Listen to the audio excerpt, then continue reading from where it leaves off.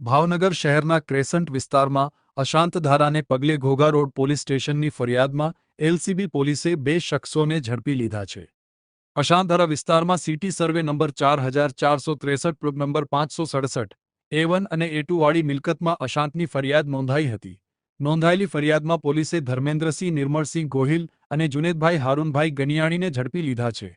સમગ્ર ઘટનામાં જોઈએ તો ધર્મેન્દ્રસિંહ ગોહિલ સાથે પૂર્વ આયોજિત કાવતરું રચીને ધર્મેન્દ્રસિંહે પોતાના દીકરા દર્શરાજસિંહના નામે મકાન મિલકત ખરીદના દસ્તાવેજ વેચાણ માટે કરતા મંજૂરી મળી હતી.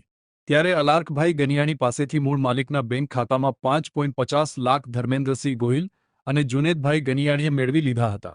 93 લાખના સોદામાં 87.50 લાખ ચૂકવી દીધા બાદ દર્શરાજસિંહે મંજૂરી વગર વેચાણ કરતા અને કુલ રકમ મેળવી લેતા કબજો સોંપાયા બાદ અશાંત ધારા હેઠળ ફરિયાદ નોંધાઈ હતી. જો કે બેને ઝડપીને ઘોઘા રોડ પોલીસ સ્ટેશનને આગળની કાર્યવાહી માટે સોંપી આપેલ છે.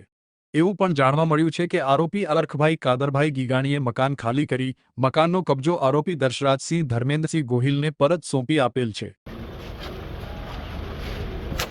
ધીમે ધીમે ધીમે ધીમે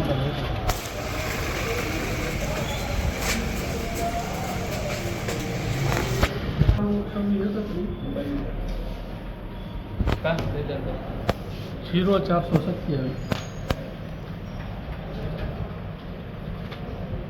मोरडिया છે VH મોરડિયા છે.